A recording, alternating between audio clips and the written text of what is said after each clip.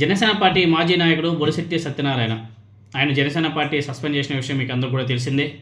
ఇప్పుడు ఆయన ప్రయాణం ఎటువైపు, వైసీపీ వైపా లేకపోతే తటస్థంగా ఉండి ఆయన ఏదైతే పర్యావరణం మీద పోరాటం చేస్తున్నారో దాన్ని కొనసాగిస్తాడా అన్నది చూడాలి. కానీ గత 2 రోజుల నుంచి బొలిశెట్టి సత్యనారాయణ గారు వైసీపీ పార్టీలో చేరబోతున్నాడు, జగన్మోహన్ రెడ్డి గారితో ఆల్రెడీ టచ్లో ఉన్నాడు, ఇంకా జనసేన పార్టీకి బిగ్ షాక్ అని చెప్పేసి కొన్ని యూట్యూబ్ ఛానల్స్ కానీ సోషల్ మీడియాలో బీభత్సంగానే రాసుకుంటున్నారు, చూపిస్తున్నారు, మాట్లాడుతున్నారు. గత 2 రోజుల నుంచి ఇవే వస్తున్నాయి. వైసీపీలోకి బొలిశెట్టి సత్యనారాయణ జనసేన పార్టీకి బిగ్ షాక్ అని చెప్పేసి రాస్తున్నారు. ఇంకా కొంతమంది జనసేన పార్టీకి బొలిశెట్టి రాజీనామా, వైసీపీతో టచ్లోకి అని చెప్పేసి ఇంకొన్ని యూట్యూబ్ ఛానల్స్ రాయడం, ఇట్లా రకరకాల ప్లాట్ఫామ్స్లలో రకరకాల ఆరోపణలు అయితే వస్తున్నాయి. సో ఆయన దాని మీద నిన్న ఒక పోస్ట్ చేశాడు. గత 2 రోజులుగా తను వేరే రాజకీయ పార్టీలో చేరుతున్నాడని కొన్ని అసత్య అనైతిక సోషల్ మీడియా పోస్టులు, అలాగే కొందరు వ్యక్తులు బాధ్యతారాహిత్యంగా టీవీ మరియు యూట్యూబ్ చర్చల ద్వారా కావాలని తప్పుడు ప్రచారం చేస్తున్నట్టు గమనించాను. ఈ సందర్భంగా సోషల్ మీడియా అసత్య ప్రచారాలకు చెక్ పెట్టాలనే నాకు ఏ రాజకీయ పార్టీలోనూ చేరే ఉద్దేశం లేదు.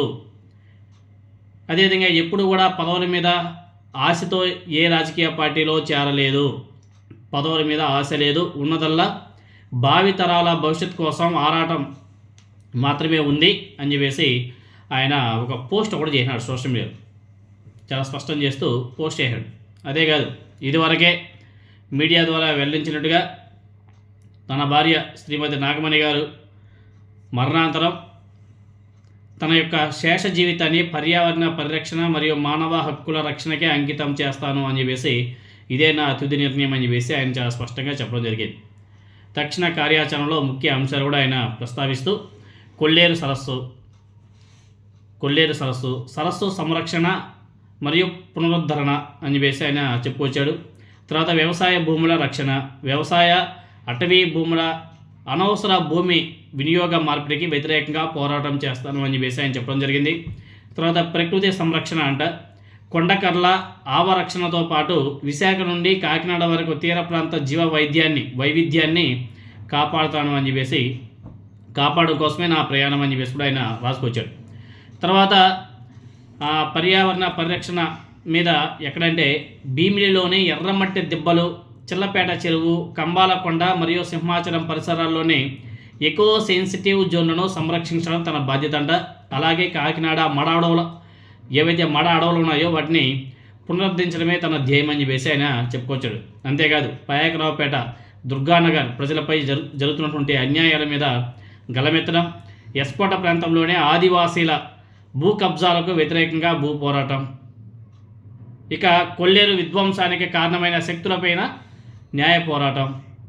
తన లక్ష్యం కొల్లేరు సరస్సు పునరుద్ధరణ, తరతరాలుగా అక్కడ జీవ వైవిధ్యాన్ని కాపాడుతున్న మత్స్యకారుల బంగారు భవిష్యత్తు, అదేవిధంగా ప్రకృతి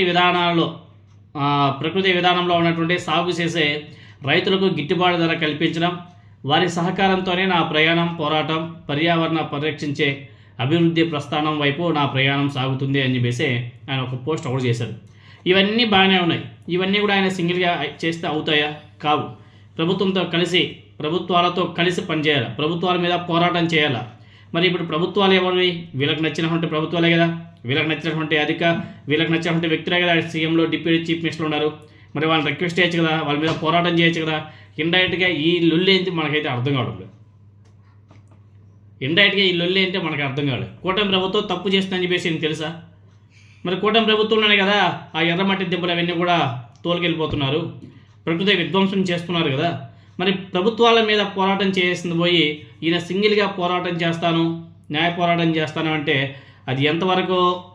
అంటే ప్రభుత్వం మీద డైరెక్ట్గా అటాక్ చేయకుండా ప్రభుత్వం చేసే ఈ భూ కబ్జాలు కానీ, అదేవిధంగా ఆ ఎర్రమట్టి దెబ్బలు తోలేయడం కానీ, వాటిని తవ్వేయడం కానీ, వీటి మీద పోరాటం అంటే చాలా బాగుంది. కానీ ఇవన్నీ కూడా ఎవరి హయాంలో జరుగుతున్నాయి? వీళ్ళ కూటమి ప్రభుత్వ హయాంలోనే కదా, వీళ్ళ ఎమ్మెల్యేలే కదా, వీళ్ళ మంత్రులే కదా చేస్తున్నారు.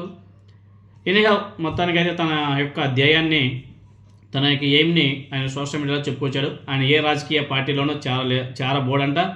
ఏ రాజకీయ పార్టీతో లేడంట, ఏ పార్టీలోనో చేరి ఏ పదవి తీసుకోవాలన్నా ఆశ లేదంట. ఫైనల్గా మీకు అందరూ కూడా అర్థమైంది కదా. కాబట్టి ఆయన మీద సోషల్ మీడియాలో పెట్టే పోస్టులు, వైసీపీలో జాయిన్ అవుతాడు, బీజేపీలో జాయిన్ అవుతాడు, ఎక్కడైతే జాయిన్ అవ్వడంట, ఆయన సింపుల్గా ఉంటాడంట. ఆయన యొక్క ఎయిమ్స్ అన్ని కూడా ఆయన చెప్పడం జరిగింది.